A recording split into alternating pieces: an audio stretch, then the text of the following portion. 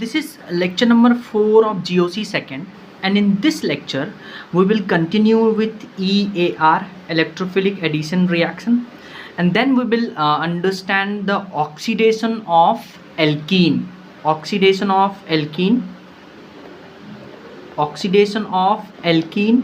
and then we will read about free radical addition reaction, FRAR. So let's continue with EAR. So अभी हम बात करने वाले हैं कि कैसे हम काइनेटिकली कंट्रोल प्रोडक्ट और थर्मोडायनेमिकली कंट्रोल प्रोडक्ट को डिसाइड करते हैं और कब हम KCP और TCP लगाएंगे। तो हम बेसिकली पढ़ने जा रहे हैं कॉन्सेप्ट हम कब लगाएंगे KCP का और TCP का, ठीक है। तो ध्यान से सुनिए, जब भी आपको कॉन्जुगेटेड डाइन मिले, क्या मिले? कॉन्जुगेटेड डाइन का मतलब देखिए क्या है कि if two double bond are conjugated then addition depends on temperature. और जैसे ही आपको डबल बॉन्ड कॉन्जुगेटेड मिले, कॉन्जुगेटेड डबल बॉन्ड कहने का क्या मतलब है कि आपको डबल, सिंगल और डबल, तो ये देखिए कॉन्जुगेशन में है। तो अगर आपको कहीं पे ऐसा कंडीशन देखने को मिलता है तब हम वहाँ पे सोचेंगे कि हाँ, इस कॉन्जुगेटेड डाइन में हम TCP और KCP के बारे में सोचेंगे। अब देखिए कैसे सोचेंगे, ध्यान से सुनिएगा। यानी कि कॉन्जुगेटेड डाइन दिखा तो इस पे जो HBr का एडिशन जो है वो टेम्परेचर पे डिपेंड करता है। कैसे? ध्यान से सुनिए।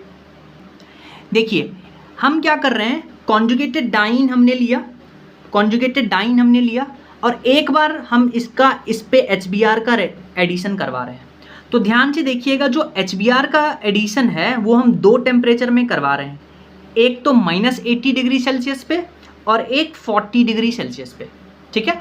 या तो आपको 40 डिग्री सेल्सियस लिख के दे दे या आपको रूम टेम्परेचर लिख के दे दे।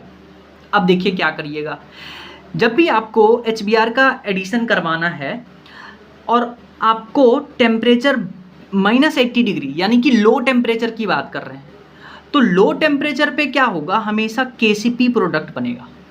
और KCP प्रोडक्ट बनाने का मतलब ये है कि हम यहाँ पे HBr का 1,2 एडिशन करवाएंगे। क्या करवाएंगे? HBr का 1,2 एडिशन करवाएंगे। तो इस कार्बन को आप बोल दीजिए कार्बन नंबर 1 और इस कार्बन को बोल दीजिए कार्बन नंबर 2।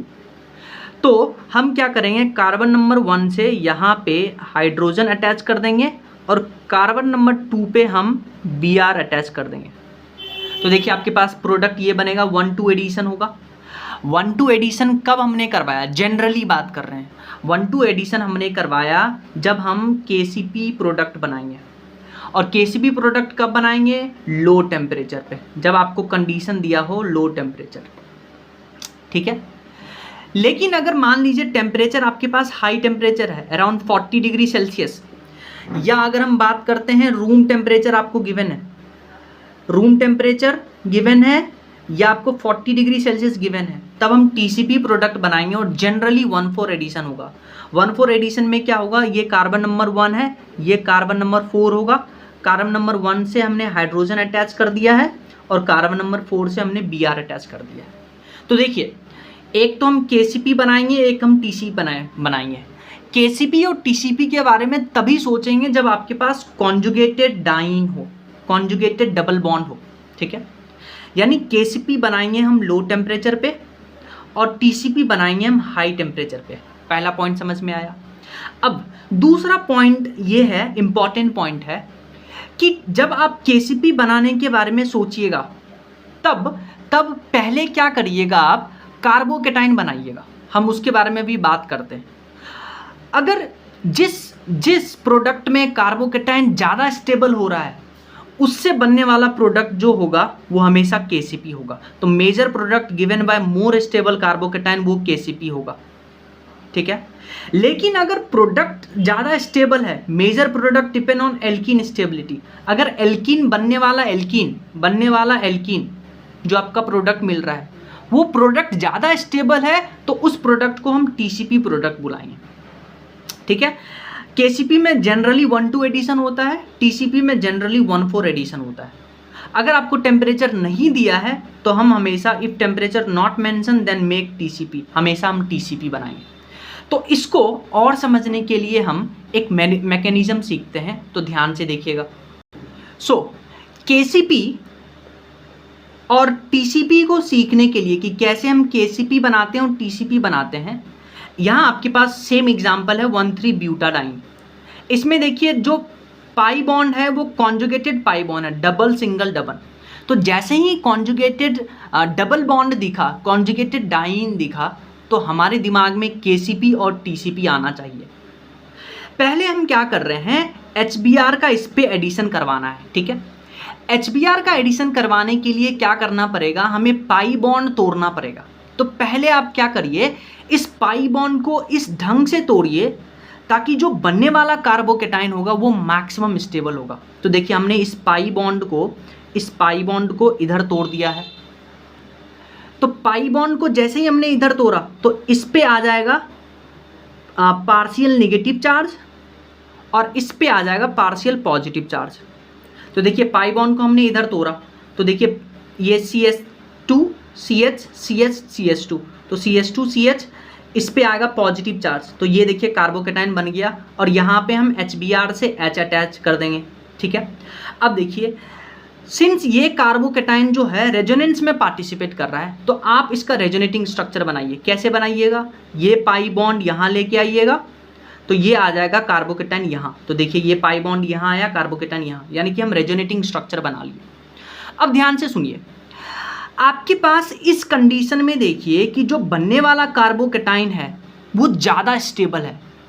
जैसे ही ये हमें देखने को मिला कि कार्बोकेटाइन ज़्यादा स्टेबल है, तो इसमें जो प्रोडक्ट बनेगा वो केसीपी प्रोडक्ट बनेगा। हमेशा याद रखिएगा, केसीपी बनाना है तो आप ज़्यादा स्टेबल कार्बोकेटाइन को पहचानिए, उस पर Br अटैच कर दीजिए, तो आपके पास देखिए केसीपी प्रोडक्ट मिल गया। और सिंस यहाँ पे देखिए 1,2 एडिशन हुआ है, 1 पे हाइड्रोजन अटैच हुआ है, 2 पे Br अटैच हुआ है, इसीलिए केसीपी प्रोडक्ट को हम 1,2 एडिशन कहते हैं, ठीक है। अच्छा, जब आपने इसका रेजोनेटिंग स्ट्रक्चर बनाया था, अब आप इस पे Br अटैक करवाइए। तो आपने Br यहाँ पे अटैक करवाया तो Br यहाँ से जुड़ गया, देखिए Br जुड़ गया यहाँ से।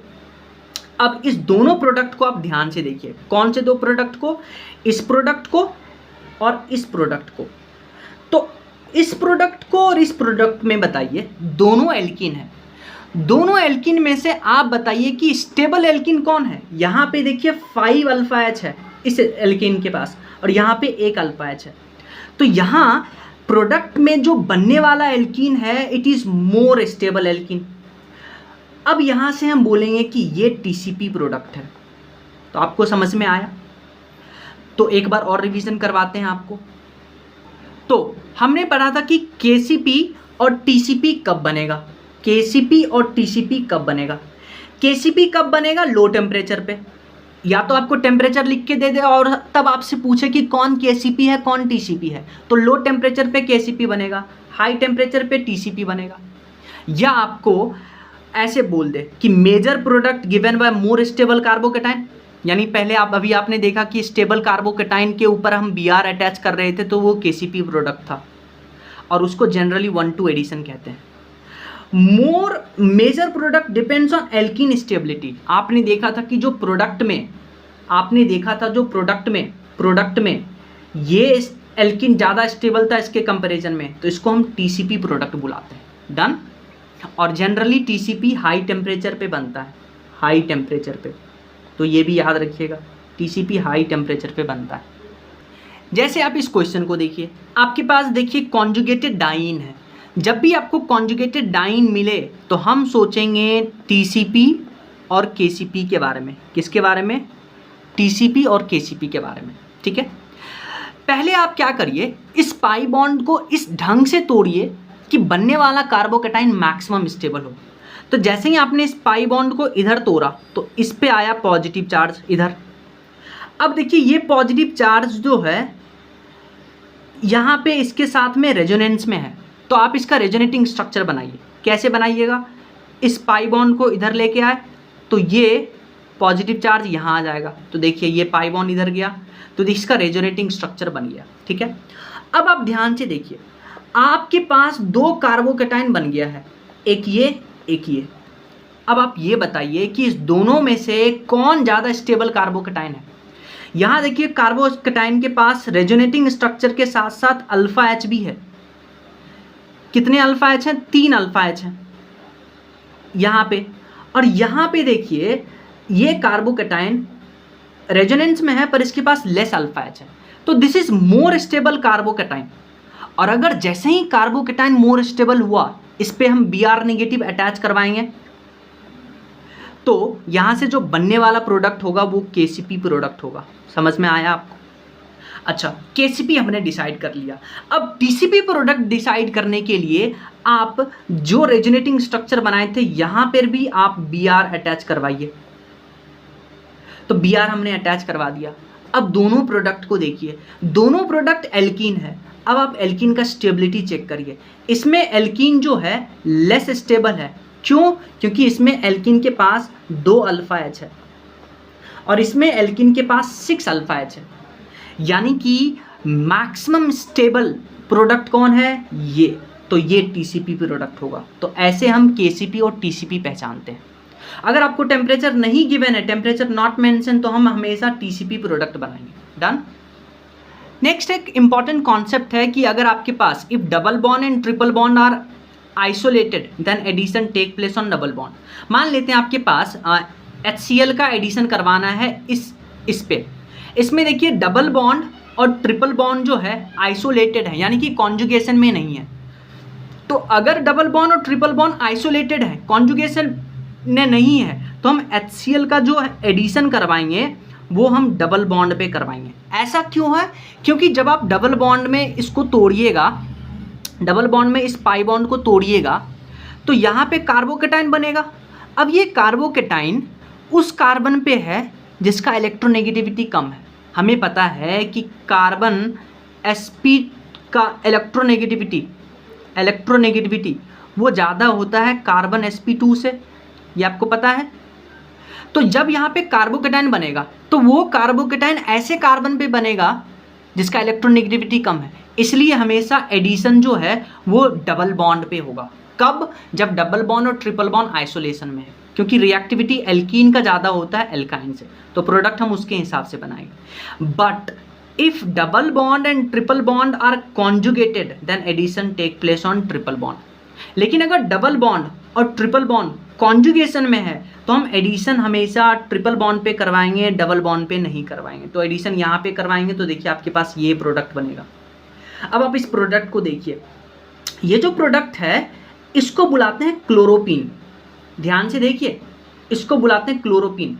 2 ईन है तो इसको बुलाते हैं क्लोरोपीन, क्लोरीन अटैच है।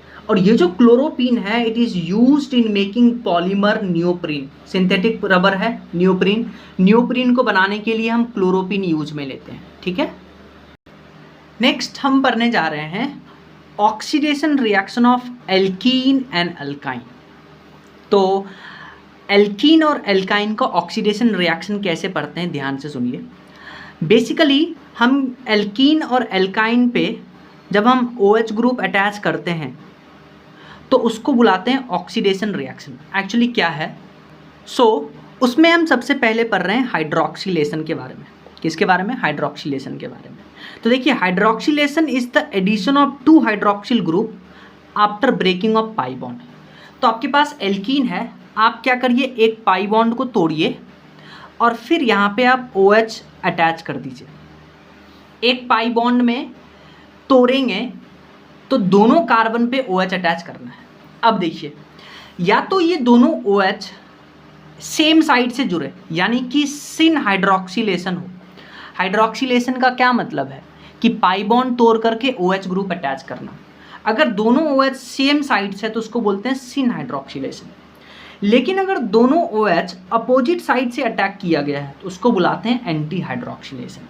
ठीक है, तो ये है oxidation of alkene and alkyne. अब जब हम सिन हाइड्रोक्सिलेशन करवाना चाहते हैं, जब हम एल्कीन पे सिन हाइड्रोक्सिलेशन करवाना चाहते हैं तो रीएजेंट कौन कौन सा लेते हैं ये ध्यान से सुनिए। तो सिन हाइड्रोक्सिलेशन करवाने के लिए एल्कीन पे हम एक रिएजेंट यूज करेंगे, बेयर्स रिएजेंट। क्या यूज करेंगे? Bears reagent. बेयर्स रिएजेंट क्या होता है? कोल्ड डाइल्यूट अल्कलाइन KMnO4 को हम बुलाते हैं बेयर्स रिएजेंट। ये आपको ऐसे लिख के दे देगा 1% कोल्ड डाइल्यूट अल्कलाइन KMnO4। या दूसरा रिएजेंट होता है ऑस्मियम टेट्राऑक्साइड, या आपको ऐसे लिख के दे दे NaHSO3 साथ में वाटर, या ऑस्मियम टेट्राऑक्साइड को ऐसे लिख के दे दे OSO4 साथ में वाटर। तो अगर आपको कहीं ये रिएजेंट दिखे और आपको एल्कीन दिखे तो आपको क्या करना है? पाई बॉन्ड तोड़ना है और सेम साइड से OH अटैच कर देना है।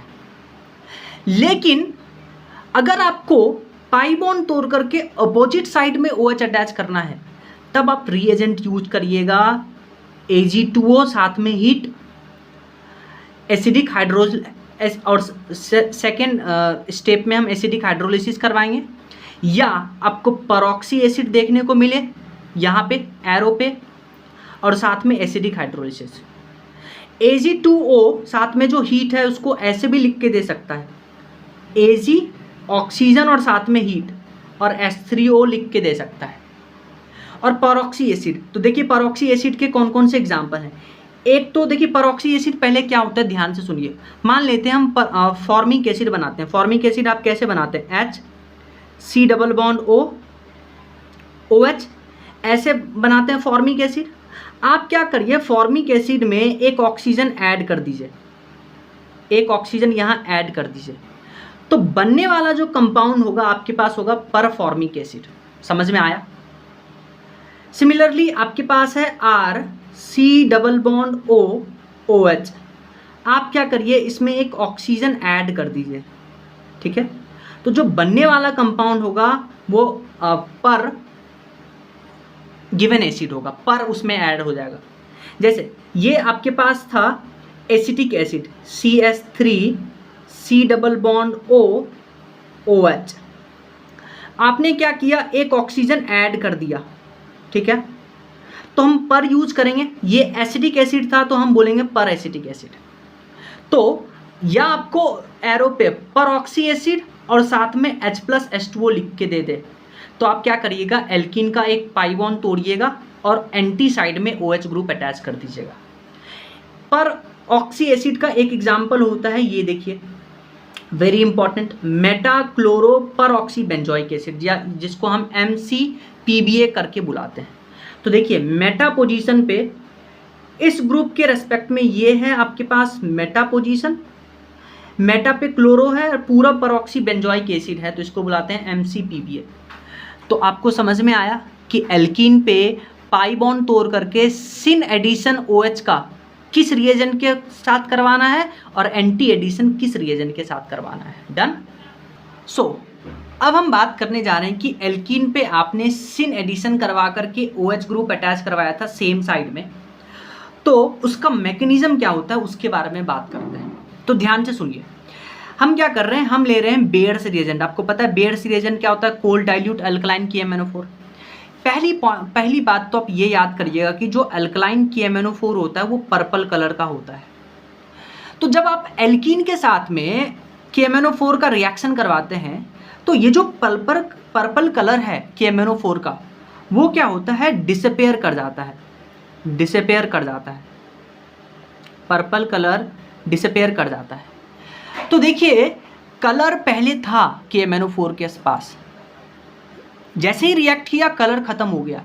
तो एल्कीन पे KMnO4 का रिएक्शन, कोल्ड डाइल्यूट KMnO4 का reaction is basically reaction of test of unsaturation also. तो देखिए this reaction is also used as a test of unsaturation, practical organic chemistry काम में आता है। Bayer's reagent is purple in color. As the reaction proceeds, the purple color disappears and brown precipitate of MnO2 is observed. अच्छा ध्यान से सुनिए, या तो आप Bayer's reagent यूज कर सकते हैं KMnO4 सिन एडिशन करवाने के लिए, या आप ये रिएजेंट यूज कर सकते हैं, हम बात किए हैं, इसको ऐसे भी लिखते हैं। अब ध्यान से सुनिए कैसे होगा रिएक्शन, मैकेनिज्म सुनिए। हम लेके आ रहे हैं KMnO4, तो आप K हटा दीजिए तो MnO4 नेगेटिव लेके आ रहे हैं। क्या लेके आ रहे हैं?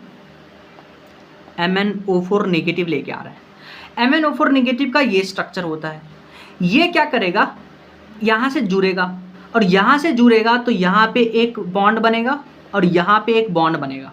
तो देखिए ये बॉन्ड हमने बनाया है। फिर हम क्या करेंगे, इस बॉन्ड को ऐसे तोड़ देंगे और फिर हम क्या करेंगे, वाटर का अटैक करवाएंगे। तो यहाँ पे H जोड़ करके देखिए OH जो है दोनों सेम साइड से अटैक किया है और साथ में MnO2 का ब्राउन PPT मिला है, तो सिन अटैक हुआ। Mechanism is not important, important है कि एल्कीन पे सेम साइड में OH अटैच करवाना है। कौन सा रिएजेंट यूज करेंगे, कोल्ड डाइल्यूट KMnO4 या ऑस्मियम टेट्राऑक्साइड या NaHSO3 साथ में वाटर या OSO4 साथ में वाटर। डन।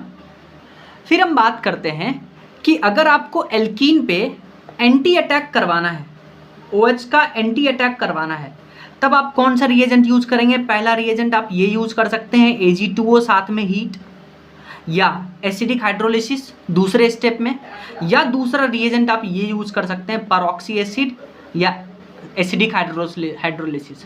परऑक्सी एसिड कौन कौन से होंगे, मैं आपको एग्जाम्पल लिख के दे देता हूँ।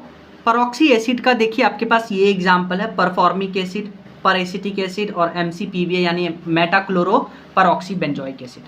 तो एक तो आपको ये रिएजेंट दे सकता है परऑक्सी एसिड साथ में एसिडिक हाइड्रोलिसिस H+H2O, और परऑक्सी एसिड पहचानने का ये है।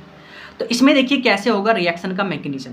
जो आपने Ag2O लिया है, ये Ag2O के साथ में जो आपने हीट लिया है, तो Ag2O क्या होता है, ब्रेक कर जाता है Ag+ नेसेंट ऑक्सीजन में। अब ये नेसेंट ऑक्सीजन क्या करेगा, एल्कीन पे अटैक करेगा और इपॉक्साइड बनाएगा। क्या बनाएगा, इपॉक्साइड। एल्कीन पे ये ऑक्सीजन अटैच किया, ये बॉन्ड इधर, ये बॉन्ड इधर, तो आपके पास इपॉक्साइड बना। साथ में आप एसिडिक हाइड्रोलिसिस लेते थे, फिर क्या करेगा, एसिड का H+ इस पे अटैक करेगा और आपके पास ऑक्सीजन पे अटैक करेगा क्योंकि ऑक्सीजन पे लोन पेयर है और यहाँ से H जुड़ गया देखिए। फिर ये इपॉक्साइड का बॉन्ड ऐसे टूटेगा और फिर जो आपने वाटर लिया था वो अटैक करेगा। तो एक OH तो यहाँ से जुड़ा और वाटर, अटैक तो वाटर करता है पर जुड़ता OH है, तो देखिए OH एंटी एडिशन हो गया। इंपॉर्टेंट क्या है कि अगर आपके पास वाटर नहीं है रिएजेंट में, if water not present then epoxide ring will be the final product, ये भी याद रखिएगा।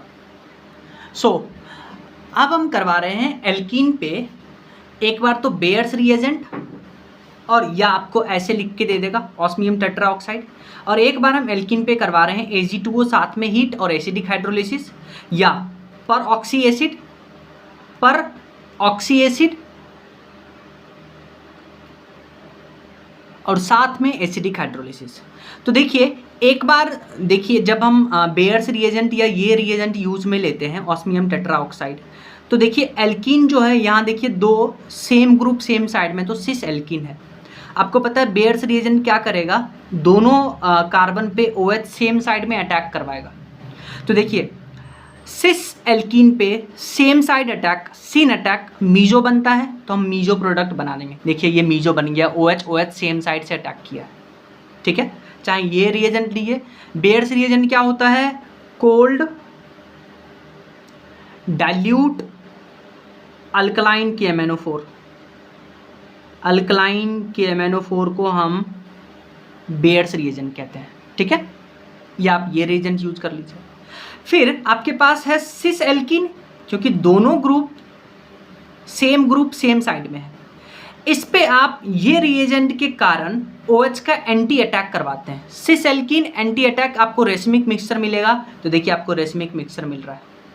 इंपॉर्टेंट क्या है, रिएजेंट को पहचानना और एल्कीन पे उसके अकॉर्डिंग OH ग्रुप अटैच करना। जैसे आप इस क्वेश्चन को देखिए, आपके पास ये एल्कीन है और हमने 4 रिएजेंट काम में लिया है।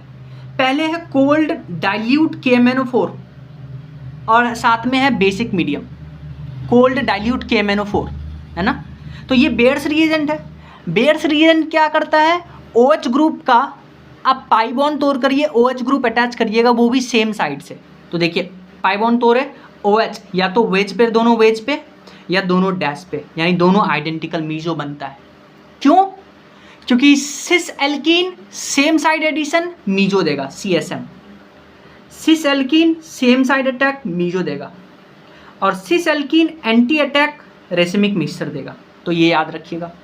फिर देखिए आपके पास ओस्मियम टेट्राऑक्साइड है, अरे ये भी तो सेम सिन एडिशन करवाता है, तो देखिए प्रोडक्ट सेम बनेगा, सिन एडिशन करवाएगा।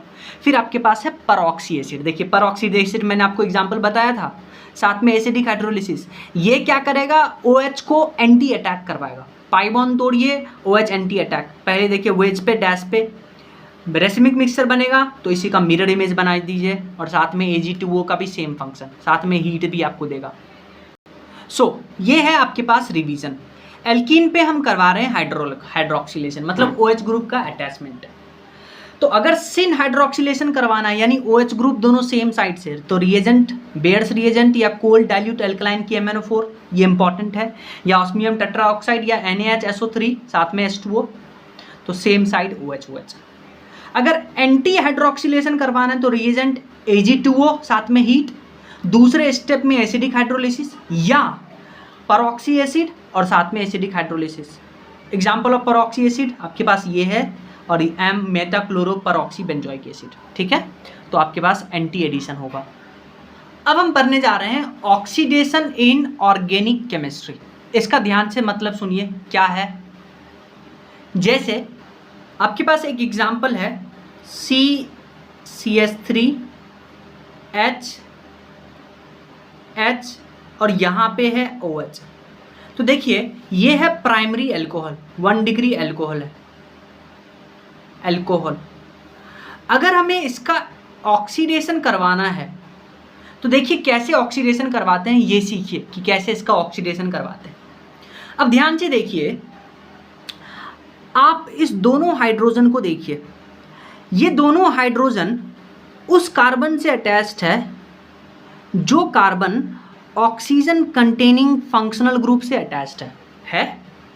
क्या बोला मैंने कि hydrogen attached to that carbon having oxygen containing functional group. तो ऐसे हाइड्रोजन को हम ऑक्सीडाइजेबल हाइड्रोजन कहते हैं। क्या कहते हैं? ऑक्सीडाइजेबल हाइड्रोजन, ठीक है। अब आपको क्या करना है, इसका ऑक्सीडेशन करवाना है प्राइमरी अल्कोहल का। तो आप क्या करिए, इस हाइड्रोजन को हटाइए और यहाँ पे OH ग्रुप अटैच कर दीजिए। तो क्या मिलेगा आपके पास, CH3 CH OH, और यहाँ पे हाइड्रोजन हटा करके हमने OH लगा दिया, ठीक है। अब देखिए एक ही कार्बन पे 2 OH, तो पानी यहाँ से बाहर निकलेगा, तो बनने वाला क्या बना देखिए, CH3 C double bond O और H। तो आपके पास देखिए एल्डिहाइड बन गया। क्या बन गया? एल्डिहाइड बन गया। सिमिलरली ये हाइड्रोजन ऐसे कार्बन से अटैच्ड है जो carbon oxygen containing functional group से अटैच्ड है। तो अगेन इस हाइड्रोजन को ऑक्सीडाइजेबल हाइड्रोजन कहेंगे। वापस से इसका ऑक्सीडेशन होगा, ये हाइड्रोजन निकाल करके यहाँ OH ग्रुप अटैच करेंगे, तो आपके पास बनेगा CH3 C double bond O OH, ठीक है। तो आपके पास देखिए एसिड बन गया, यानी एल्डिहाइड से एसिड बन गया। तो ऐसे करवाना है ऑक्सीडेशन। क्या करना है, कार्बन के पास, कार्बन के साथ ऐसा फंक्शनल ग्रुप जिसमें ऑक्सीजन है वो अटैच्ड है, और अगर इस कार्बन के पास अगर कोई हाइड्रोजन अटैच्ड है तो उस हाइड्रोजन को हटाते जाएंगे, OH ग्रुप लगाते जाएंगे। वही है ऑक्सीडेशन इन ऑर्गेनिक केमिस्ट्री। कैसे? एग्जाम्पल सुनिए। और जैसे आपके पास है सेकेंडरी अल्कोहल, इसमें देखिए इस कार्बन के साथ एक ऐसा फंक्शनल ग्रुप अटैच्ड है जिसमें ऑक्सीजन है। तो इस कार्बन के साथ जितने भी हाइड्रोजन होंगे अटैच्ड, डायरेक्टली अटैच्ड, इस कार्बन से डायरेक्टली अटैच हाइड्रोजन, उसको हटाएंगे, OH लगाएंगे। तो देखिए यहाँ से H हटाए, OH लगाए, तो 2 OH एक कार्बन पे पानी निकाल दिए, आपके पास देखिए कीटोन बन गया। फर्दर देखिए इस कार्बन के पास अब ऑक्सीडाइजेबल हाइड्रोजन नहीं है, तो यहाँ नो ऑक्सीडेशन, मतलब कीटोन से कीटोन का ऑक्सीडेशन नहीं होता है, कीटोन का ऑक्सीडेशन नहीं होता है। सिमिलरली आप 3 डिग्री अल्कोहल की बात करिए, तो इसमें देखिए इस कार्बन के पास ऑक्सीडाइजेबल हाइड्रोजन ही नहीं है, तो OH यहाँ से अटैच ही नहीं होगा, तो यानी 3 डिग्री अल्कोहल का ऑक्सीडेशन नहीं होता है। अब एक इंपॉर्टेंट कॉन्सेप्ट सुनिए, मान लेते हैं आपके पास है फॉर्मिक एसिड HC≡OH, ठीक है। अब आप देखिए ये कार्बन के पास 2 हाइड्रोजन है, ऑक्सीडाइजेबल हाइड्रोजन। तो अगर हम इसका ऑक्सीडेशन करवाते हैं तो पहले इस हाइड्रोजन को हटाइए, यहाँ OH जोड़ दीजिए, तो क्या बनेगा HC≡OH, ठीक है। फिर इस हाइड्रोजन को हटाइए, OH ग्रुप जोड़ दीजिए, फिर हम ऑक्सीडेशन करवा सकते हैं, तो ये बना OH≡C≡OH। अब देखिए एक ही कार्बन पे 2 H, तो यहाँ से पानी बाहर जाएगा, यहाँ से पानी बाहर गया, तो आपके पास क्या बना, एक तो बना आपके पास CO2 और एक पानी बना। यानी कि कहने का मतलब है, डायरेक्ट याद रखिएगा, फॉर्मिक एसिड का ऑक्सीडेशन आपको कार्बन डाइऑक्साइड और वाटर देता है, तो ये याद रखिएगा। अब हम बात करते हैं एक इंपॉर्टेंट रिएक्शन जिसका नाम है ओजोनोलिसिस। ध्यान से सुनिएगा, ओजोनोलिसिस जो है ये इलेक्ट्रोफिलिक एडिशन रिएक्शन का ही एग्जाम्पल है, याद रखिएगा। अच्छा, ओजोनोलिसिस में सिंस इलेक्ट्रोफिलिक एडिशन रिएक्शन होना है, तो यहाँ जो इलेक्ट्रोफाइल होगा, इलेक्ट्रोफाइल वो होगा ozone, O3 will be the electrophile, तो याद रखिएगा इसको भी। कैसे, अब ध्यान से सुनिए, मान लेते हैं आपके पास एल्कीन है C≡C R R, और यहाँ भी है R और R, और इसका हम करवाने जा रहे हैं ओजोनोलिसिस। तो ओजोनोलिसिस में ओजोन इलेक्ट्रोफाइल है और ये डबल बॉन्ड न्यूक्लियोफाइल है। तो ओजोन का स्ट्रक्चर कुछ ऐसा होता है, O डबल बॉन्ड, ऐसा स्ट्रक्चर होता है। तो देखिए ये ओजोन यहाँ पे आया इलेक्ट्रोफाइल के तहत, ठीक है। अब ध्यान से देखिए, ये ओजोन से ये पाई बॉन्ड जो है इधर जाएगा, इस पे, इस ओजोन के ऑक्सीजन के ऊपर पॉजिटिव चार्ज होता है, तो ये पाई बॉन्ड इधर टूट गया। अब इस ऑक्सीजन पर पार्शियल नेगेटिव आएगा, ये पाई बॉन्ड इसके पास जाएगा, और सिंस और इस पे नेगेटिव चार्ज आया, तो ये पाई बॉन्ड, ये नेगेटिव चार्ज यहाँ जाएगा, क्योंकि ये पाई बॉन्ड को तोड़ेंगे तो इस पे एक पे तो पार्शियल नेगेटिव, एक पार्शियल पॉजिटिव, तो ये नेगेटिव चार्ज यहाँ पे जाएगा। तो आपके पास बनेगा क्या, ध्यान से सुनिए, आपके पास क्या बनेगा, C, एक बॉन्ड को हमने तोड़ा है, C, यहाँ पे था R, यहाँ पे था R, यहाँ पे है R, यहाँ पे है R, यहाँ पे ऑक्सीजन कनेक्ट हो गया ये इसके साथ, यहाँ पे ऑक्सीजन कनेक्ट हो गया, ये दोनों ऑक्सीजन से ये ऑक्सीजन कनेक्ट है, ठीक है। अब ध्यान से सुनिए, इस स्ट्रक्चर को हम बुलाते हैं मोल ओजोनाइड। क्या बुलाते हैं, मोल ओजोनाइड। इस स्ट्रक्चर को बुलाते हैं मोल ओजोनाइड। अब इस मोल ओजोनाइड में देखिए ऑक्सीजन पे भयंकर लोन पेयर है, और इस लोन पेयर में रिपल्सन होगा, and it is highly unstable, highly unstable. अब क्या होगा, यहाँ पे बहुत सारा स्टेप होता है, और यहाँ पे होता है रीअरेंजमेंट। क्या होता है, रीअरेंजमेंट, और रीअरेंजमेंट होकर के कुछ ऐसा स्ट्रक्चर देखने को मिलता है। ध्यान से देखिएगा, रीअरेंजमेंट करके कुछ ऐसा स्ट्रक्चर देखने को मिलता है, यहाँ R, यहाँ R, ये कार्बन यहाँ R, यहाँ R, ये ऑक्सीजन ऐसे कनेक्ट हो गया, और ये इधर ऑक्सीजन, ये इधर ऑक्सीजन। अब इसको बोलते हैं ओजोनाइड। क्या बुलाते हैं, ओजोनाइड। तो अब देखिए ओजोनाइड बन गया। अब हम ओजोनाइड पे क्या करवाएंगे, ध्यान से सुनिएगा, जो आपके पास ओजोनाइड बना है, यहाँ पे आप क्या करिएगा, ऐसे इसका हाइड्रोलिसिस कर दीजिएगा। क्या कर देंगे, ऐसे इसका हाइड्रोलिसिस कर देंगे H2O। तो क्या बना आपके पास, देखिए एक तो ये वाला कंपाउंड बना आपके पास, इसको बोलेंगे C≡O, R और R, और ये आपके पास एक दूसरा कंपाउंड बना C≡O, R और R। तो ये देखिए आपके पास ओजोनोलिसिस का प्रोडक्ट आ गया, ठीक है। अब ध्यान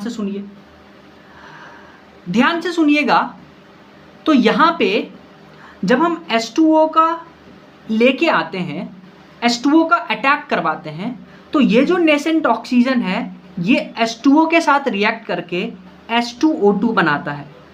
और आपको पता है कि H2O2 is a oxidising agent, और अगर ये ऑक्सीडाइजिंग एजेंट है और ऐसे कार्बन जिसके पास ऑक्सीजन कंटेनिंग फंक्शनल ग्रुप है, इस कार्बन के पास अगर कोई H होगा तो ये ऑक्सीडाइजिंग एजेंट इसको हटा करके यहाँ OH लगा देगा। तो ये भी याद रखिएगा।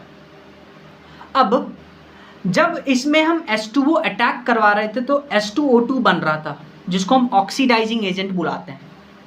तो ध्यान से सुनिएगा, इस ओजोनोलिसिस को हम बुलाते हैं ऑक्सीडेटिव ओजोनोलिसिस। क्या बुलाते हैं? Oxidative ozonolysis. लेकिन अगर क्या हो कि यहाँ हम क्या करते हैं, वाटर के साथ में Zn यूज कर सकते हैं। ZnH2O यूज कर लिए वाटर के साथ में ZnH2O। तो ये ZnH2O क्या करेगा, जो बनने वाला H2O2 है, ये H2O2 क्या करेगा, Zn के साथ रिएक्ट करेगा और आपके पास बनाएगा ZnO साथ में वाटर। तो जो H2O2 बन रहा था उसको कंज्यूम करवा लिया हमने, यानी कि ऑक्सीडाइजिंग एजेंट को हमने कंज्यूम करवा लिया। तो अगर आप एल्कीन पे ओजोन के साथ में ZnH2O लेते हैं तो इस ओजोनोलिसिस को बुलाते हैं रिडक्टिव ओजोनोलिसिस। क्या बुलाते हैं? Reductive ozonolysis. तो ध्यान रखिएगा कि रिडक्टिव और ऑक्सीडेटिव ओजोनोलिसिस में क्या डिफरेंस है। अब जब हमने ओजोनाइड बनाया था, देखिए यहाँ पे ओजोनाइड बनाया था, तो ओजोनाइड बनाने का हम आपको एक ट्रिक बताते हैं। कैसा ट्रिक है, ध्यान से सुनिए। मान लीजिए आपके पास ये है एल्कीन, यहाँ पे है R, यहाँ पे है R, यहाँ पे R, यहाँ पे H। इसका हमको ओजोनाइड बनाना है। तो आप क्या करिएगा, ओजोनाइड बनाने के लिए ट्रिक क्या है, इस दोनों पाई बॉन्ड को तोड़िएगा आप और ऑक्सीजन ऐसे लेके आ जाइएगा। ऐसे, हमेशा ऐसे लिखिएगा, ठीक है। तो पाई बॉन्ड को तोड़ दीजिए। तोड़ दिया हमने पाई बॉन्ड को, तो यहाँ पे R, यहाँ पे R और यहाँ पे R, यहाँ पे H, और ऑक्सीजन ऐसे ऐसे हमने अटैच कर दिया। अब आप क्या करिए, इस ऑक्सीजन को इस कार्बन से इधर ऐसे मिला दीजिए, आपके पास ओजोनाइड बन जाएगा। हर एक में ऐसे ही करिएगा, हर एक एल्कीन में पाई बॉन्ड तोड़िएगा, ट्राइंगल के शेप में ऑक्सीजन अरेंज करिएगा, ऑक्सीजन को जोड़ दीजिएगा, आपके पास ओजोनाइड मिलेगा। अब पहले तो हमने ऑक्सीजन का अटैक, मतलब ओजोन का अटैक करवा करके ओजोनाइड बना लिया। अब डिपेंड क्या करता है कि अगर हम यहाँ पे H2O ले रहे हैं या ZnH2O ले रहे हैं। H2O लेंगे तो आप यहाँ से हाइड्रोलिसिस करवाइएगा, तो एक तो देखिए आपके पास क्या प्रोडक्ट बनेगा, RC double bond OH, RC double bond OH, और एक आपके पास बनेगा RC डबल बॉन्ड OR, ये प्रोडक्ट बनेगा। और सिंस H2O ऑक्सीजन के साथ, नेसेंट ऑक्सीजन के साथ रिएक्ट करके H2O2 भी बनाएगा, और ये H2O2 ऑक्सीडाइजिंग एजेंट है, तो ये क्या करेगा, इस कार्बन से अटैच हाइड्रोजन को रिप्लेस करके यहाँ पे OH लगाएगा, यहाँ पे OH लगा देगा, तो आपके पास एसिड मिलेगा। लेकिन जब आपने ZnH2O यूज किया है तो Zn क्या करेगा, H2O2 के साथ रिएक्ट करके ZnO बनाएगा, तो ऑक्सीडाइजिंग एजेंट खत्म हो गया, तो आपके पास जो प्रोडक्ट बनेगा वो ये प्रोडक्ट बनेगा, एल्डिहाइड प्लस कीटोन। समझ में आया? कैसे ओजोनाइड बनाना है वो मैंने आपको ट्रिक बता दिया। अब एक तो ऑक्सीडेटिव ओजोनोलिसिस होता है, जब हम सिर्फ H2O का अटैक करवाते हैं, तो H2O क्या करता है, नेसेंट ऑक्सीजन के साथ में H2O2 बनाता है, और ये H2O2 ऑक्सीडाइजिंग एजेंट होता है। लेकिन रिडक्टिव ओजोनोलिसिस में अगर आपको कुछ ना भी दिया हो तो हम रिडक्टिव ओजोनोलिसिस की बात करेंगे। क्वेश्चन में सिर्फ ओजोनोलिसिस लिख के दिया तो हम रिडक्टिव ओजोनोलिसिस सोचेंगे। और रिडक्टिव ओजोनोलिसिस में जो रिएजेंट होगा, पहले तो हम ओजोन का अटैक करवा करके हम ओजोनाइड बना लिए। अब इस ओजोनाइड पे या आपको ZnH2O लिख के देगा, या आपको ये लिख के देगा dimethyl sulphide CS2 whole twice S या Me2S लिख के देगा। तो आपको यहाँ पे ऑक्सीडेशन नहीं करवाना है, तो डायरेक्ट ये देखिए प्रोडक्ट बनेगा और साथ में डाइमिथाइल सल्फोक्साइड भी बनेगा DMSO। तो ये था ऑक्सीडेटिव और रिडक्टिव ओजोनोलिसिस। तो in question if ozonolysis word is mentioned then it should be assumed as reductive ozonolysis.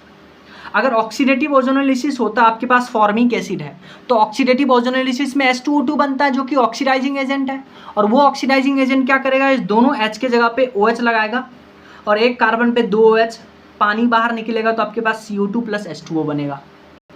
जैसे आप इस क्वेश्चन को देखिए, इसमें देखिए ये एल्कीन है और इसमें हम देखिए रिडक्टिव ओजोनोलिसिस करवा रहे हैं क्योंकि ओजोन के साथ में ZnH2O है, या डाइमिथाइल सल्फाइड लिख के दे दे तो रिडक्टिव ओजोनोलिसिस होता है। तो रिडक्टिव ओजोनोलिसिस में आपको अब देखिए ट्रिक बताने की हम कोशिश कर रहे हैं। आपको एल्कीन दिया, आप क्या करिए, पाई बॉन्ड तोड़िए और दोनों तरफ ऑक्सीजन अटैच कर दिए, तो यहाँ से जो बनने वाला प्रोडक्ट होगा वो जगह C double bond O CH3 ये देखिए, और यहाँ से बनने वाला प्रोडक्ट होगा C double bond O HCH3 C double bond O HCH3। अब देखिए, सिंस रिडक्टिव ओजोनोलिसिस यूज किए हैं तो ऑक्सीडेशन नहीं होगा, लेकिन अगर हम ऑक्सीडेटिव ओजोनोलिसिस यूज करते तो ये H हटा करके यहाँ OH हमको अटैच करना पड़ता। जैसे इसमें देखिए O3H2O, ये है ऑक्सीडेटिव ओजोनोलिसिस का रिएजेंट। तो यहाँ से जो H बन रहा था, प्रोडक्ट तो सेम ही बनेगा, एल्किन सेम है, लेकिन अब ये H ऑक्सीडाइज होकर के यहाँ OH लगाएंगे तो देखिए एसिड बन गया। सिमिलरली आप इस क्वेश्चन में देखिए, इस क्वेश्चन में पाई बॉन्ड तोड़िए, दोनों तरफ ऑक्सीजन लगाइए, तो यहाँ से क्या बनेगा, C double bond O CH3 और यहाँ से भी बनेगा C double bond O CH3। Since reagent पहचानिए, रिडक्टिव ओजोनोलिसिस का रिएजेंट है तो नो ऑक्सीडेशन, ठीक है। तो रिडक्टिव ओजोनोलिसिस डबल बॉन्ड तोड़िए, दोनों तरफ ऑक्सीजन ऐड करिए। ऑक्सीडेटिव ओजोनोलिसिस डबल बॉन्ड तोड़िए, दोनों तरफ ऑक्सीजन ऐड करिए। एल्डिहाइड है तो उसको कार्बोक्सिलिक एसिड में चेंज करिए, अगर फॉर्मिक एसिड है तो इसको CO2 में चेंज करिए। क्यों? क्योंकि ऑक्सीडेशन होगा, H2O2 बनेगा, H2O2 ऑक्सीडाइजिंग एजेंट है। जैसे आप इस क्वेश्चन को देखिए, आपके पास एल्कीन है, पाई बॉन्ड तोड़ा, ऑक्सीजन अटैच करिए, तो यहाँ से क्या बनेगा, C double bond O CH3H और एक बनेगा C double bond O HH, तो ये बन गया और ये बन गया। देखिए, सिंस रिडक्टिव ओजोनोलिसिस है हम फर्दर ऑक्सीडेशन नहीं करेंगे, पर यहाँ पे देखिए, यहाँ पे ऑक्सीडेटिव ओजोनोलिसिस होगा, तो यहाँ पे एक H है तो यहाँ OH लगाएंगे, देखिए, और यहाँ दो H है तो यहाँ CO2 प्लस वाटर बनेगा। डन। अब देखिए, दो डबल बॉन्ड एक साथ, इसको एलीन सिस्टम बुलाते हैं। तो करना कुछ नहीं है, ट्रिक याद करिए, पाई बॉन्ड तोड़िए, दोनों तरफ ऑक्सीजन अटैच करिए, पाई बॉन्ड तोड़िए, दोनों तरफ ऑक्सीजन अटैच करिए। तो यहाँ जब दोनों तरफ ऑक्सीजन अटैच करिएगा तो यहाँ से बनेगा C double bond O HH, C double bond O HH, यहाँ से भी बनेगा C double bond O HH, इसलिए 2 मोल ऑफ ऑक्सीजन बनेगा, और यहाँ से बना आपके पास CO2, और रिडक्टिव ओजोनोलिसिस है, नो फर्दर ऑक्सीडेशन, प्रोडक्ट मिल गया। अच्छा, एक बात और याद रखिएगा कि अगर आपको साइक्लिक एल्कीन में ओजोनोलिसिस करवाने के लिए बोले तो हमेशा एक ही प्रोडक्ट बनेगा, याद कर लीजिएगा। साइक्लिक ओजोनोलिसिस में प्रोडक्ट बनाने के लिए बोले तो हमेशा एक ही प्रोडक्ट बनेगा, तो इस पॉइंट को लिख लेते हैं। तो cyclic compound with single multiple bond, cyclic compound with single multiple bond एक ही प्रोडक्ट मिलेगा, ठीक है। सो आप इस क्वेश्चन को देखिए, इसमें साइक्लिक एल्कीन दिया है, तो अब आप देखिए ध्यान से देखिए क्या होगा कि साइक्लिक कंपाउंड में एक ही पाई बॉन्ड है तो सिंगल प्रोडक्ट बनेगा। पाई बॉन्ड तोड़िए, दोनों तरफ ऑक्सीजन लगाइए, तो यहाँ से बनेगा ये प्रोडक्ट, और रिडक्टिव ओजोनोलिसिस है, नो फर्दर ऑक्सीडेशन। सिमिलरली यहाँ पाई बॉन्ड तोड़े, दोनों तरफ OO ऐड करेंगे, आपके पास प्रोडक्ट आएगा, और देखिए रिडक्टिव ओजोनोलिसिस का आपके पास रिएजेंट है। अब हम सीखेंगे कि बेंजीन में कैसे ओजोनोलिसिस करवाते हैं। तो देखिए, ये आपके पास बेंजीन है, ये पाई बॉन्ड, और हम करवा रहे हैं, देखिए आपके पास दिया फर्स्ट स्टेप में ओजोन और सेकेंड स्टेप में आपको दिया है ZnH2O। तो रिएजेंट पहचान करके हमें समझ में आया कि दिस इज रिडक्टिव ओजोनोलिसिस। अब देखिए बेंजीन में कैसे करवाना है ओजोनोलिसिस, ध्यान से सुनिए। आपको तीनों पाई बॉन्ड तोड़ करके ऑक्सीजन अटैच करवाना है, ट्रिक तो यही था, पर कैसे करवाना ध्यान से सुनिए। देखिए, जहाँ पे पाई बॉन्ड नहीं है वहाँ आप ऐसे इसको ड्रॉ कर लीजिए, जहाँ पे पाई बॉन्ड नहीं है, यहाँ पे नहीं है, यहाँ पे नहीं है और एक यहाँ पे नहीं है, तो आप ऐसे ड्रॉ कर लीजिए। और दोनों तरफ ऑक्सीजन लगाना है तो दोनों तरफ ऑक्सीजन लगाना स्टार्ट करिए।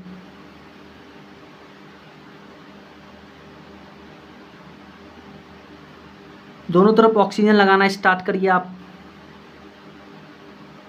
तो आपके पास देखिए ये 3 मोल बन गया इसका। इस कंपाउंड को हम बुलाते हैं ग्लाइऑक्सल। क्या बुलाते हैं? ग्लाइऑक्सल। तो बेंजीन का रिडक्टिव ओजोनोलिसिस करवाने से बनने वाला कंपाउंड ग्लाइऑक्सल होगा और इसके 3 मोल बनेंगे। तो बेंजीन में ऐसे करवाते हैं रिडक्टिव ओजोनोलिसिस। देखिए इस क्वेश्चन को, दिस इज इंपॉर्टेंट क्वेश्चन। आपके पास ऑर्थोजाइलिन गिवन है। ऑर्थोजाइलिन यानी कि बेंजीन पे 2 CH3, उसको बुलाते हैं ऑर्थोजाइलिन, या इसको बुलाते हैं 1,2-डाइमिथाइल बेंजीन। और इसका आपको करवाना है रिडक्टिव ओजोनोलिसिस। नहीं भी दिया होगा तो हम रिडक्टिव ओजोनोलिसिस ही करवाएंगे। और आपसे पूछा है total number of different product, यानी कि जितने भी प्रोडक्ट बनेंगे वो सब बनाना है आपको। तो देखिए बेंजीन रिंग में आपको रेजोनेंस होता हुआ दिखाई दे रहा है। तो देखिए अगर हमको ऑर्थोजाइलिन बनाना है रेजोनेटिंग वाला, तो ध्यान से देखिए, एक तो आप ऐसे बना सकते हैं, यहाँ CH3 और यहाँ CH3, ठीक है। और एक आप इसका बेंजीन का दूसरा रेजोनेटिंग स्ट्रक्चर बना सकते हैं। ये पाई बॉन्ड यहाँ आएगा तो ऐसे, यहाँ CH3 और यहाँ CH3, डन। अब करना कुछ नहीं है, पाई बॉन्ड तोड़िए, ऑक्सीजन ऐड करिए, पाई बॉन्ड तोड़िए, ऑक्सीजन ऐड करिए, पाई बॉन्ड तोड़िए, ऑक्सीजन ऐड करिए। और बनाने का तरीका मैंने आपको बताया था कि जहाँ पे पाई बॉन्ड नहीं है पहले उसको बना लीजिए। देखिए यहाँ पे नहीं है, फिर यहाँ पे नहीं है और फिर यहाँ पे नहीं है, तो ऐसे हमने बना लिया। अच्छा, यहाँ पे डबल बॉन्ड लगाइए, यहाँ पे डबल बॉन्ड लगाइए, यहाँ पे डबल बॉन्ड, यहाँ पे डबल बॉन्ड, यहाँ पे और यहाँ पे। अब देखिए इस कार्बन पे CH3 है तो यहाँ CH3 लगा दीजिए, इस कार्बन पे CH3 है तो यहाँ CH3 लगा दीजिए। तो देखिए आपके पास ये 2 प्रोडक्ट जो है वो तो सेम मिल रहा है, तो इसको एक प्रोडक्ट काउंट करेंगे। और यहाँ से मिला आपको ग्लाइऑक्सल, तो इसको एक प्रोडक्ट काउंट करेंगे। तो पहली बार में इस रेजोनेटिंग स्ट्रक्चर में ओजोनोलिसिस करवाने से 2 प्रोडक्ट मिल गया, एक और एक। अब यहाँ पे करवाइए, अगेन पाई बॉन्ड तोड़िए, दोनों तरफ ऑक्सीजन लगाइए, दोनों तरफ ऑक्सीजन लगाइए, दोनों तरफ ऑक्सीजन लगाइए, ठीक है। अच्छा, बनाना कैसे है? जहाँ पे पाई बॉन्ड नहीं है उसको पहले बना लीजिए, यहाँ पे, फिर यहाँ पे और फिर यहाँ पे, और दोनों तरफ डबल बॉन्ड लगाइए, double bond, double bond, double bond, double bond, double bond. अच्छा देखिए इस कार्बन पे CH3 है, तो ये कार्बन कौन सा कार्बन था? ये कार्बन था, तो यहाँ है CH3 और यहाँ भी है CH3, तो यहाँ है CH3। अच्छा अब देखिए ये 2 प्रोडक्ट जो ग्लाइऑक्सल है पहले भी बन चुका था, तो उसको पहले काउंट कर लिए थे, तो इसको काउंट नहीं करेंगे। पर ये नया बना है तो इसको 3 नंबर बोलेंगे। तो 1, 2 और 3, टोटल 3 प्रोडक्ट बनेंगे जब आप ऑर्थोजाइलिन का ओजोनोलिसिस करवाते हैं। तो कैसे बना वो मैंने आपको बता दिया। अब हम करवाने जा रहे हैं एल्काइन पे ओजोनोलिसिस। तो देखिए आपके पास ये एल्काइन है, C ट्रिपल बॉन्ड C और R। अब एल्काइन पे पहले हम ओजोन का अटैक करवा करके हम ओजोनाइड बनाएंगे। तो एल्कीन में तो ओजोनाइड बना लेते थे, एल्काइन में कैसे बनाएंगे वो सीखिए, ट्रिक सीखिए, मेथड सीखिए। आप क्या करिए, 2 पाई बॉन्ड को तोड़िए, 2 पाई बॉन्ड को तोड़िए और दोनों पाई बॉन्ड तोड़ करके ऑक्सीजन आप ऐसे ट्रायंगल के शेप में अरेंज कर दीजिए। तो 2 पाई बॉन्ड आपने तोड़ा तो क्या बना? C सिंगल बॉन्ड C और R, क्योंकि 2 पाई बॉन्ड तोड़ दिए और ऑक्सीजन यहाँ पे आपने ऐसे अटैच कर दिया। क्या हुआ? अब इसको अटैच कर दीजिए, तो आपके पास ओजोनाइड बन गया एल्काइन में। एल्काइन में देखिए एक सिंगल बॉन्ड यहाँ पे भी आता है, तो ये ओजोनाइड हो गया। अब इससे आपको बनाना है प्रोडक्ट, तो आप क्या करिए, इस बॉन्ड को ऐसे तोड़ दीजिए, इस बॉन्ड को ऐसे तोड़ दीजिए, तो आपके पास क्या बनेगा? R C double bond O single bond C double bond O R, ये आपके पास प्रोडक्ट बन गया। अब डिपेंडिंग ऑन कि ऑक्सीडेटिव ओजोनोलिसिस है या रिडक्टिव ओजोनोलिसिस है, हम वहाँ पे ऑक्सीडेशन और रिडक्शन करवा सकते हैं। जैसे आप देखिए एल्कीन, एल्काइन गिवन है आपको, तो एल्काइन में पहले हम करवा रहे हैं रिडक्टिव ओजोनोलिसिस, फिर करवा रहे हैं ऑक्सीडेटिव ओजोनोलिसिस। करना कुछ नहीं है, दो बॉन्ड को तोड़िए, ऑक्सीजन लगाइए, तो यहाँ से क्या बनेगा, C double bond O CH3 single bond C double bond O CH3, तो ये बन गया।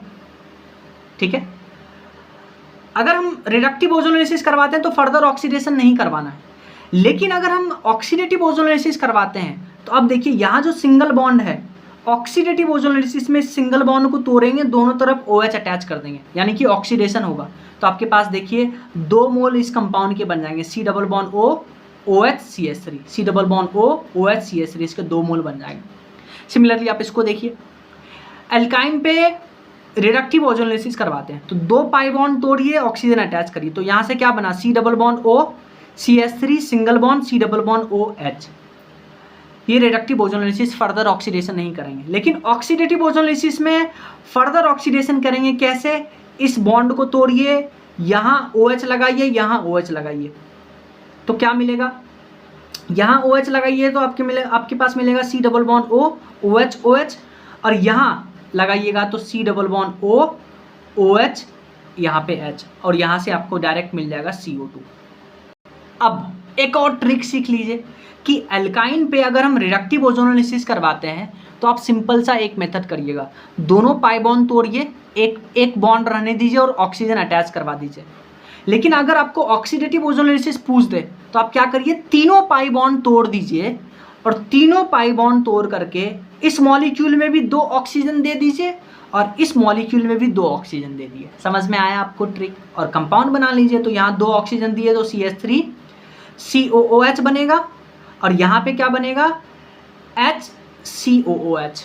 ठीक है, जैसे आपके पास एक क्वेश्चन है कि एक अननोन कंपाउंड का हम ओजोनोलिसिस, रिडक्टिव ओजोनोलिसिस करवाते हैं, ये दोनों प्रोडक्ट बना, तो आपसे पूछा ये अननोन कंपाउंड क्या है। तो ऐसे क्वेश्चन में क्या करेगा, जो आपके पास प्रोडक्ट है, इस प्रोडक्ट को आप ऐसे लिखिए, इसको ऐसे लिखिए, इसको ऐसे लिखिए। अब आप क्या करिए, दोनों ऑक्सीजन को बाहर कर दीजिए, दोनों ऑक्सीजन को बाहर कर दीजिएगा तो इस कार्बन और इस कार्बन के बीच में डबल बॉन्ड आएगा, क्योंकि जब आप रिडक्टिव ओजोनोलिसिस करवाते थे कैसे करवाते थे, पाई बॉन्ड तोड़ करके दोनों तरफ ऑक्सीजन लगाते थे। तो जब कंपाउंड बनेगा तो दोनों ऑक्सीजन हटा करके पाई बॉन्ड डबल बॉन्ड लगाइए, तो इस दोनों कार्बन के बीच में डबल बॉन्ड, तो आपके पास देखिए C4H8 बन गया। जैसे आप इस क्वेश्चन को देखिए, इसमें आपको ये कंपाउंड दिया है, AIPMT 2015 में पूछा था, इसमें बोला है कि ये compound is obtained by ozonolysis of which of the following compound, यानी कि इनमें से कौन से कंपाउंड का ओजोनोलिसिस करवा करके हमने ये कंपाउंड ऑब्टेन किया है। पहले देखिए, आपके पास जो भी ऑप्शन है उसमें साइक्लिक कंपाउंड में 1 पाई बॉन्ड है, यानी कि इससे प्रोडक्ट जो बनेगा वो एक ही प्रोडक्ट, एक ही ओजोनोलिसिस प्रोडक्ट बनेगा। अच्छा, अब ओजोनोलिसिस प्रोडक्ट बनाने के लिए पहले आप इस कार्बन को नंबर कर दीजिए, कर दिए। अब कितने कार्बन है, 5 कार्बन, यानी 5 कार्बन का एक रिंग बनेगा, तो आप 5 कार्बन का एक रिंग बनाइए, उसमें नंबर कर दीजिए। अब इस ऑक्सीजन को बाहर करना है तो रिंग बनाइए। अब देखिए, कार्बन नंबर 3 पे CH3 है तो कार्बन नंबर 3 पे CH3 लगा दिए, और कार्बन नंबर 5 पे भी CH3 है तो कार्बन नंबर 5 पे CH3 लगा दिए। और जब हम ऑक्सीजन अलग करेंगे तो 1 और 5 पे डबल बॉन्ड बनेगा, तो 1 और 5 पे डबल बॉन्ड बनाए। अब हम कंपाउंड ढूंढ के पहचान लेंगे, दैट्स इट। अब देखिए, अभी हमने पढ़ा था कि हम जब एल्कीन का रिएक्शन करवाते हैं कोल्ड डाइल्यूट KMnO4 से तो सिन एडिशन होता है। अब हम डाइल्यूट KMnO4 नहीं ले रहे हैं, कोल्ड नहीं ले रहे हैं, हम डायरेक्ट KMnO4 ले रहे हैं in presence of basic medium, और साथ में हीट ले रहे हैं, और साथ में हम KMnO4 एसिडिक मीडियम में भी ले सकते हैं। तो प्रोडक्ट सेम बनेगा, functional similar to oxidative ozonolysis.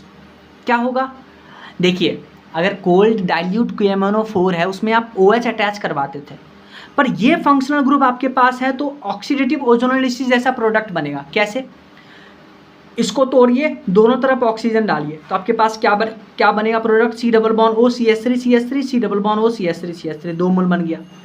अब सिंस प्रोडक्ट बनाना है ऑक्सीडेटिव ओजोनोलिसिस का, तो अगर कार्बन के साथ हाइड्रोजन दिखे तो उसको ऑक्सीडाइज कर देना है। कैसे, इसमें देखिए, पाई बॉन्ड तोड़े, C double bond O CH3 CH3, और इधर बनेगा C double bond O HH, 2 hydrogen के जगह पे OH डालेंगे तो आपके पास CO2 बनेगा, क्योंकि फॉर्मिक एसिड का ऑक्सीडेशन क्या देता है, CO2। सिमिलरली इसमें तीनों बॉन्ड